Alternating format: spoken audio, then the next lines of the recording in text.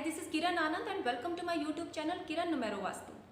आज आपसे शेयर करने वाली हूँ नंबर 7, यानी जिन्होंने किसी भी महीने की नंबर 7, 16 या 25 इन डेट्स को बर्थ लिया है। ये उनका मूलांक नंबर, उनका बेसिक नंबर, उनका साइकिक नंबर या फिर कहीं ये उनका पर्सनालिटी नंबर है। और इसे जो प्लैनेट रूल करता है वो है केतु। अगर आप ये वीडियो पहली बार देख रहे हैं और आप नंबर 1 से 6 तक की अगर कोई वीडियो देखना चाहते हैं तो उसका लिंक मेरे डिस्क्रिप्शन बॉक्स में, आप वहां जाके देख सकते हैं। बट उससे पहले आप चैनल सब्सक्राइब करें, वीडियो अच्छा लगता है तो उसे लाइक करें और शेयर भी करें। इस वीडियो के एंड तक बने रहें क्योंकि इसमें मैं आपको बताने वाली हूँ आज नंबर 7 के बारे में कुछ खास बातें। नंबर 7 यानी कि केतु का नंबर। अगर हम हिंदू संस्कृति से बाहर अब्रॉड की बात करें तो वहाँ पर इसे नेपच्यून यानी वरुण इस नाम से भी जाना जाता है। कुछ लोग इसे मून या चंद्रमा के साथ भी जोड़ते हैं। वैसे एस्ट्रोलॉजी में केतु का कोई रूल प्लैनेट नहीं है, ये एक छाया ग्रह है। लेकिन इसके 3 मूल नक्षत्र हैं, अश्विनी, मघा और मूल। और नंबर 7 वाले जो एनर्जी फील करते हैं, जो पॉजिटिविटी फील करते हैं, वो इन 3 नक्षत्रों में पैदा होने वाले लोग भी करते हैं। वैसे हम सब जानते हैं कि राहु और केतु एक स्वर भानु राक्षस था जिसका सिर धड़ से अलग कर दिया था। जो सिर था वो राहु कहलाया और जो बॉडी थी वो केतु कहलाया, यानी कि केतु हेडलेस बॉडी है। ऐसे लोगों के मन में विचार बहुत चलते रहते हैं। ये दूसरों के हिसाब से नहीं चलते, ये अपने बनाए हुए असूलों पर चलते हैं और अपने हिसाब से चलते हैं और जिसमें ये कामयाब भी होते हैं। अगर ये किसी काम की प्लानिंग करते हैं और उस काम को बहुत सोच समझ के विचार विमर्श के साथ करते हैं तो उसमें इतने कामयाब नहीं होते जितने ये यूं चुटकियों में कुछ काम सोचा और उसको अंजाम दे दिया, उस काम को कर गुजरते हैं और उस काम में ये कामयाब भी होते हैं क्योंकि वहाँ इनका इंट्यूशन चलता है। इनकी इंट्यूशन पावर बहुत स्ट्रांग होती है क्योंकि केतु लॉर्ड इंट्यूशन का लॉर्ड है। तो इन्हें हमेशा अपनी इंट्यूशंस को ध्यान में रख के चलना चाहिए। दोस्तों, केतु एक हेडलेस बॉडी है। ये ना सोच सकता है ना कुछ समझ सकता है। तो इसे अपने कुछ सवालों के जवाब खोजने के लिए इसने अपने अंतर मन में झांका, ये जानने के लिए कि मैं कौन हूँ, मैं क्या हूँ, ये ऐसा क्यों हुआ, ये चीज़ वैसे क्यों हुई। और इन सब बातों का इसे एक ही रास्ता दिखा, वो था मोक्ष प्राप्ति का। इसलिए केतु को मोक्ष प्राप्ति दाता भी कहते हैं। हमारे ऋषि मुनि, तपस्वी, साधु जिन्होंने गहन तपस्या की, अध्ययन किया, शास्त्र, उपनिषद, वेद और ग्रंथों की रचना कर डाली। क्यों? क्योंकि उनका इंट्यूशन पावर बहुत स्ट्रांग था। इसलिए कहा जाता है कि नंबर 7 वाले, और इनमें से ज़्यादातर ऋषि मुनि तपस्वी नंबर 7 से थे, तो इसलिए कहा जाता है कि नंबर 7 वालों को अपनी इंट्यूशन पावर को, क्योंकि वो बहुत स्ट्रांग होती है, उनको समझना चाहिए, उनके हिसाब से उन्हें चलना चाहिए। ये लोग क्रिएटिव होते हैं, कुछ हटकर करने का में ये बिलीव रखते हैं। कुछ बॉलीवुड सेलिब्रिटीज़ हैं जो नंबर 7 से रूल करती हैं। सैफ अली खान, शाहिद कपूर, कैटरीना कैफ, करण जौहर और एकता कपूर। दोस्तों, मेरे एक बहुत ही खास मित्र और मेरे क्लाइंट हैं प्रभात भट्टाचार्य जी, जो बहुत ही जाने माने टीवी एक्टर और फिल्मों में काम करते हैं। उनसे मेरी अक्सर बात होती रहती है। वो बताते हैं कि एकता कपूर के उन्होंने काफ़ी सीरियल्स किए हैं। एकता कपूर न्यूमरोलॉजी को बहुत मानती है। इनफैक्ट बॉलीवुड में मूवीज़, सीरियल के नाम, शूटिंग की डेट और यहाँ तक कि उनके नेम के स्पेलिंग्स भी, सीरियल्स के नेम के स्पेलिंग्स भी न्यूमरोलॉजी के अकॉर्डिंग चेंज किए जाते हैं। किरण खेर जी हैं जिन्होंने कुछ, और उनके साथ कुछ ऐसी पर्सनैलिटी हैं जिन्होंने अपने नाम के स्पेलिंग्स भी चेंज किए हैं। नंबर 7 वाले अगर किसी बात को ठान लें तो उसकी तह तक पहुंच ही जाते हैं और ये होता है उनकी सफलता का और उनकी कामयाबी का राज। अगर हम नंबर 7, 16, 25 में से नंबर 7 वालों की बात करें तो नंबर 7 वाले अच्छे रिसर्चर हो सकते हैं, अच्छे साइंटिस्ट हो सकते हैं, ये पोएट हो सकते हैं, राइटर हो सकते हैं। और इसका एक बहुत खूबसूरत उदाहरण रविंद्रनाथ टैगोर जी हैं। ये अच्छे ग्रंथों के ज्ञाता हो सकते हैं। अगर आप इन्हें कोई काम की जिम्मेदारी डालें ना, तो उस काम को ये बहुत बखूबी निभाते हैं। इनकी इमेजिनेशन पावर बहुत अच्छी होती है। अगर नंबर 16 की बात करें तो नंबर 16 वाले घूमने फिरने के बहुत शौकीन होते हैं। फॉरेन रिलेटेड काम इनके लिए बहुत अच्छे रहते हैं। इंपोर्ट एक्सपोर्ट का काम इनके लिए बहुत अच्छा रहता है। ट्रैवल से रिलेटेड काम इनके लिए बहुत अच्छे रहते हैं। अगर आप इन्हें लास्ट मिनट पे भी घूमने जाने के लिए कहेंगे ना, they will be ready to pack their bags for any opportunity, for travel, for holiday, for entertainment। ये चुटकियों में रेडी हो जाते हैं। नंबर 25 की बात करें, मून, मरकरी और केतु का संगम। अब दोस्तों, अगर आप एक ऐसे इंसान से मिले जिसे मिलने के बाद आपको उसे देखते रहने का दिल करे, उसे सुनते रहने का दिल करे, आपका दिल करे कि बस वो सामने बैठा रहे और आप उसकी बातें सुनते रहें, और वो इंसान 2 मिनट में आपके दिल के अंदर झांक ले, आपके मन में क्या चल रहा है वो पहचान ले, और आपको जो परेशानी है उसका हल निकाल दे, और उससे बात करने के बाद आपको लगे कि हाँ, ये वही है जो मेरी प्रॉब्लम्स को सॉल्व कर सकता है, या मेरी परेशानी को, ये मेरी परेशानी ख़त्म हो गई, तो वो इंसान कहीं ना कहीं नंबर 25 से रूल करता होगा। वो एक ऐसा दोस्त होगा आपका जिससे आप अपने सारे सीक्रेट शेयर कर सकते हैं। वो आपके सारे सीक्रेट्स को, सारी आपकी पर्सनल बातों को अपने तक संभाल के रखेगा। ये सीक्रेट कीपर होने के साथ साथ दोस्तों अपनी पर्सनल लाइफ में भी किसी का इंटरफेयर बर्दाश्त नहीं करते। अगर इनकी लाइफ में कोई इंटरफेयर करता है तो फिर ये अपनी अच्छाई से पीछे हट जाते हैं। 30-35 साल की एज के बाद ये लोगों का झुकाव अध्यात्म की ओर होना शुरू हो जाता है। ये उसमें ऑकल्ट फील्ड की जितनी भी जो चाहे वो न्यूमरोलॉजी है, एस्ट्रोलॉजी है, रेकी है, टैरो कार्ड है, योगा, मेडिटेशन, ये उनमें रुचि लेना शुरू कर देते हैं। इनकी इंट्यूशन पावर बहुत स्ट्रांग होती है, जिसकी वजह से इन्हें मेडिटेशन, योगा तो ज़रूर करना चाहिए, और इनका इंटरेस्ट उनमें बहुत ज़्यादा रहता है।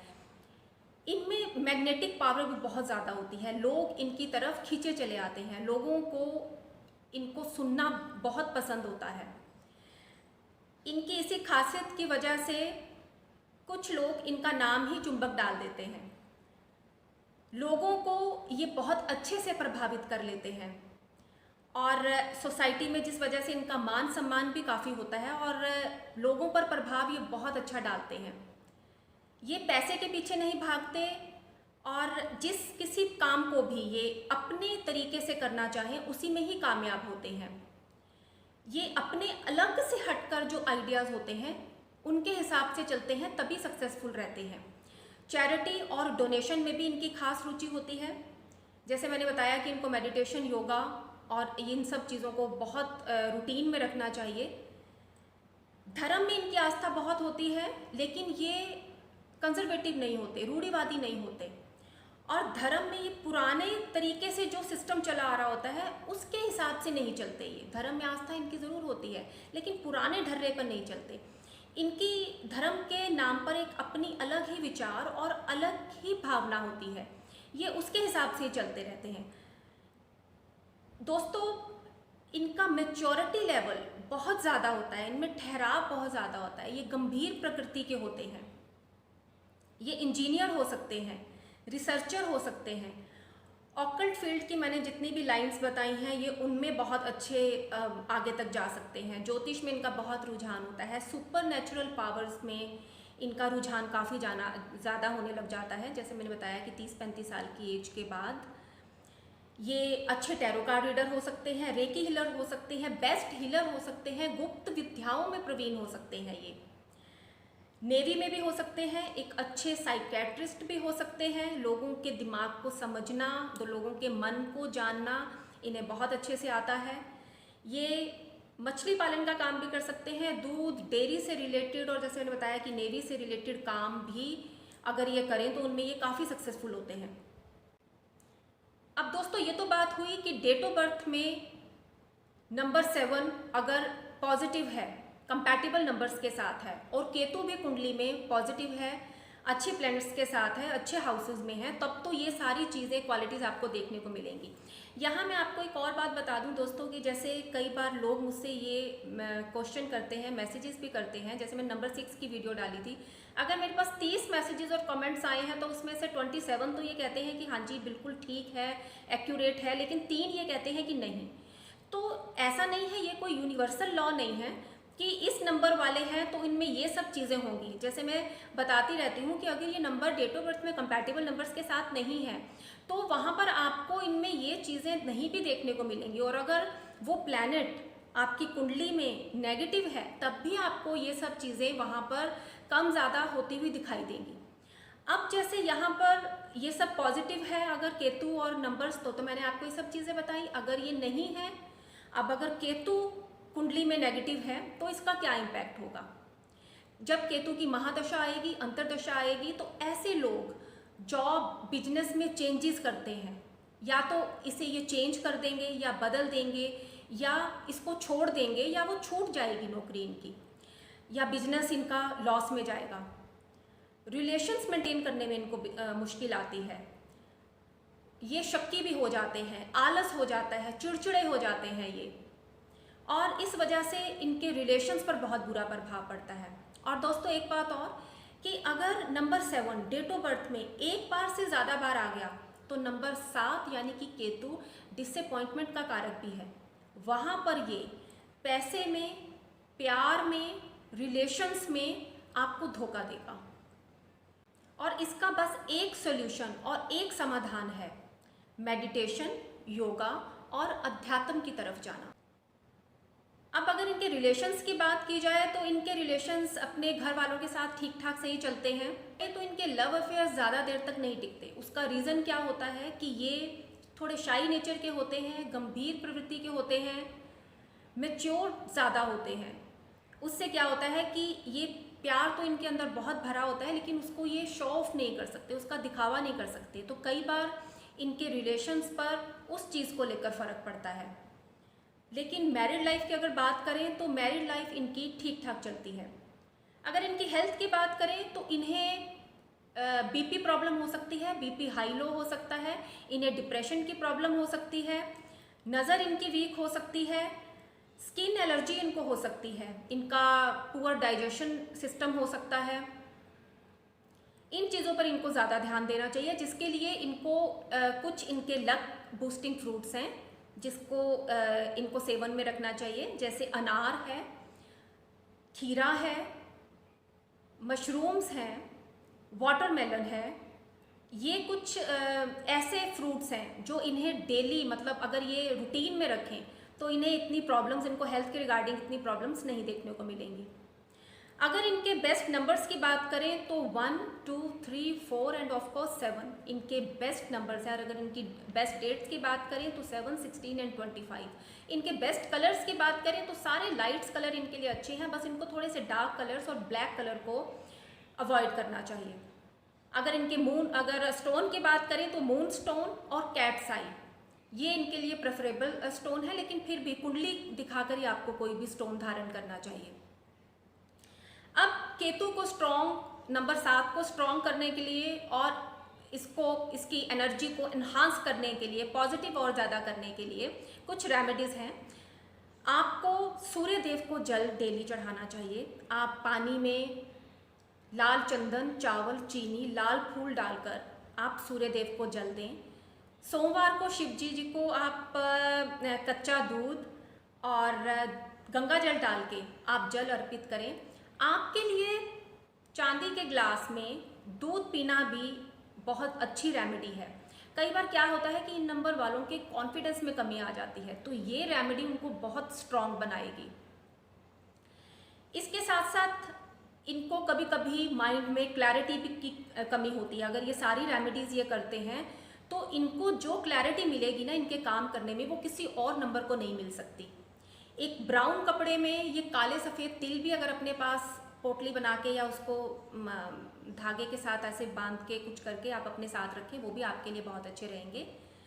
लेकिन ये सारी रेमेडीज़ आपको सच्चे मन के साथ, पॉजिटिविटी के साथ करनी चाहिए, तभी आपको असर दिखाएंगे और कॉन्टिन्यूटी में आप इनको करें। देखिए, अगर ईश्वर ने कोई समस्या दी है तो उसका समाधान भी साथ में दिया है।